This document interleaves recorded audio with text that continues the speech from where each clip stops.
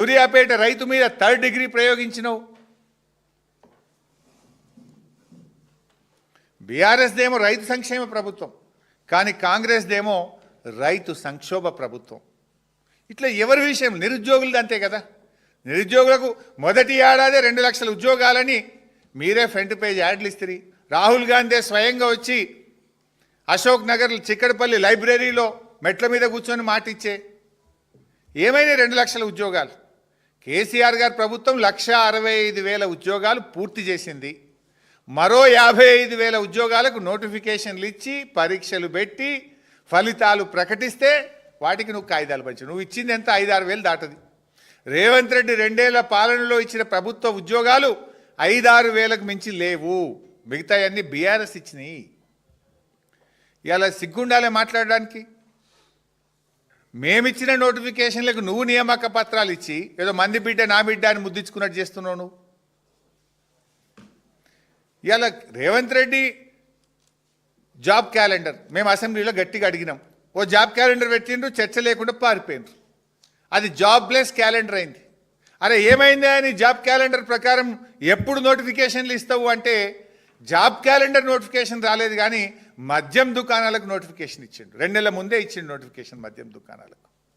3,000 కోట్లు ఇవాళ మద్యం దుకాణాల మీద ఆదాయం సంపాదించాడు. ఇప్పుడు ఊరూరికి పబ్బులు పెట్టారట, ఊరూరికి బార్లు పెట్టారట. ఇంకిని అంటే కేసీఆర్ గారేమో ఒక ఆరోగ్య తెలంగాణ కోసం ఆలోచిస్తే రేవంత్ రెడ్డి ఏమో తాగుబోతుల తెలంగాణ చేస్తుండే దీన్ని. కేసీఆర్ గారేమో ఆరోగ్యశ్రీని 2 లక్షల నుంచి 5 లక్షలకు పెంచిండు. కేసీఆర్ కిట్టు పెట్టిండు.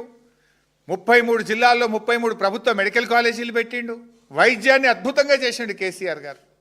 అరే ఆనాడు 2 డయాలసిస్లు ఉంటే 102 డయాలసిస్ సెంటర్లు పెట్టిండు కేసీఆర్ గారు. 4 టిమ్స్ ఆసుపత్రులు పెట్టిండు. వరంగల్లో హెల్త్ సిటీ పెట్టిండు.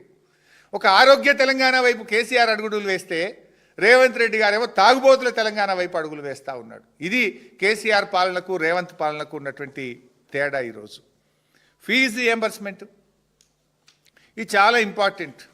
ఇప్పుడు నాది సంక్షేమ ప్రభుత్వం అంటాడు రేవంత్ రెడ్డి. నేను అడుగుతున్నా, ఎస్సీ ఎస్టీ బీసీ పిల్లలకు ఫీజు రియంబర్స్మెంట్ ఇవ్వకపోవడమే సంక్షేమమా? కాలేజీలు బంద్ చేస్తున్నాము అని చెప్పుకునే పరిస్థితి రావడమే సంక్షేమ ప్రభుత్వం అనేది? కరోనా వచ్చినా, పెద్ద నోట్ల రద్దు జరిగినా, ఆర్థిక ఇబ్బందులు వచ్చినా కేసీఆర్ ప్రభుత్వం ఏనాడు ఫీజు రియంబర్స్మెంట్ ఆపలేదు. I'm challenging. ఆనాడు కాంగ్రెస్ ప్రభుత్వం బకాయి పెట్టిపోయింది 3,000 కోట్లు. కాంగ్రెస్ పెట్టిన బకాయి 3,000 కోట్లు కూడా బీఆర్ఎస్ ప్రభుత్వం వచ్చినాక ఇచ్చింది. కాంగ్రెస్ ప్రభుత్వం నీలం తుఫాన్ రైతులకు ఇవ్వాల్సిన ఇన్పుట్ సబ్సిడీ 600 కోట్లు బకాయి పెట్టిపోతే అది కూడా బీఆర్ఎస్ ప్రభుత్వం ఇచ్చింది. కానీ నువ్వెందుకు ఇవ్వవు? నీ 2 ఏళ్లలో ఎస్సీ ఎస్టీ బీసీ పిల్లలకు ₹1 ఫీజు రియంబర్స్మెంట్ ఇచ్చినావా అని నేను సూటిగా అడుగుతా ఉన్నా. మేము 20,000 కోట్ల రూపాయలు 9.5 సంవత్సరాల్లో ఇచ్చాం.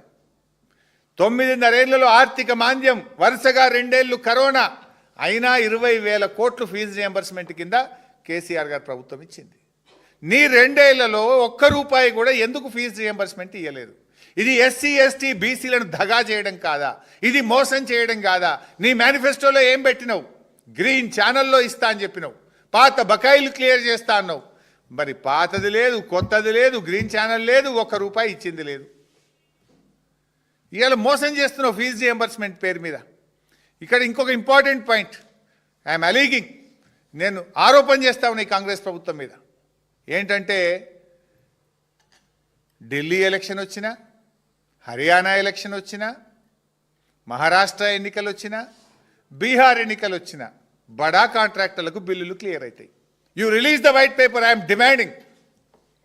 మీరు ఎప్పుడన్నా చూడండి, ఢిల్లీ ఎలక్షన్ రాగానే ఆ నెల 2,000 కోట్లు రిలీజ్ అవుతాయి. బీహార్ ఎలక్షన్ రాగానే బడా కాంట్రాక్టులకు 2,000 కోట్లు రిలీజ్ అవుతాయి.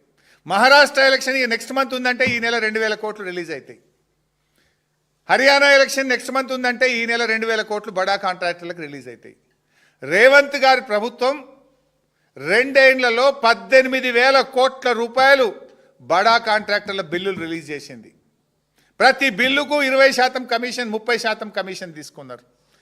బిల్లులకు కమిషన్లు తీసుకోవాలి, ఢిల్లీకి మూటలు మోయాలి. 18,000 కోట్లు బడా కాంట్రాక్టర్ల బిల్లులు ఇవ్వగలిగినవు కానీ మా ఎస్సీ ఎస్టీ బీసీ పిల్లలకు స్కాలర్షిప్ ఇవ్వమంటే నన్ను కోసుక తింటారా? నా దగ్గర పైసలు లేవంటావా? 30 ఏండ్లు సేవ చేసిన ప్రభుత్వ ఉద్యోగులు మేము దాచుకున్న రిటైర్మెంట్ డబ్బులు ఇవ్వమంటే నన్ను కోసుక తింటారా? నా దగ్గర పైసలు లేవంటావా? మరి 18,000 కోట్లు బడా కాంట్రాక్టర్లకు ఎక్కడికి వెళ్ళి ఇచ్చినావు? తప్పైతే చెప్పు. I'm ready as a X finance minister. I'm challenging. 18,000 కోట్లు బడా కాంట్రాక్టర్లకు ఇచ్చినావా? ఇయ్యలేదా? పంజాబ్ కాదు, ఢిల్లీ, హర్యానా, మహారాష్ట్ర, బీహార్ ఎన్నికల ముందు ఫైనాన్స్ డిపార్ట్మెంట్ నుంచి 2,000 కోట్లు యావరేజ్గా బిల్లులు పాస్ అయింది, కమిషన్లు మెక్కింది. నిజమా కాదా? దీని మీద ఏ బహిరంగ చర్చకైనా నేను సిద్ధం. నువ్వు మా పిల్లలకు ఆడబిడ్డల కేసీఆర్ కిట్ ఇవ్వమంటే పైసలు లేవంటావు, రైతు బంధు ఇవ్వమంటే పైసలు లేవంటావు, రైతులకు వడగళ్ళ వల్ల తుఫాను వల్ల నష్టం జరిగింది 10,000 ఇవ్వమంటే పైసలు లేవంటావు, ఉద్యోగుల డిఏలు అడిగితే పైసలు లేవంటావు, మా ఆశ అంగన్వాడీలు అడిగితే పైసలు లేవంటావు, ఎస్సీ ఎస్టీ పిల్లలకు స్కాలర్షిప్ ఇవ్వమంటే డబ్బులు లేవంటావు, నిరుద్యోగ భృతి అడిగితే డబ్బులు లేవంటావు. మరి 18,000 కోట్లు బడా కాంట్రాక్టర్ల కమిషన్ల కోసం ఎక్కడి నుంచి వచ్చినాయి? Can you answer this? కాంట్రాక్టర్లకేమో green channel, SC ST BC పిల్లలకు మెస్ ఛార్జీలకు గ్రీన్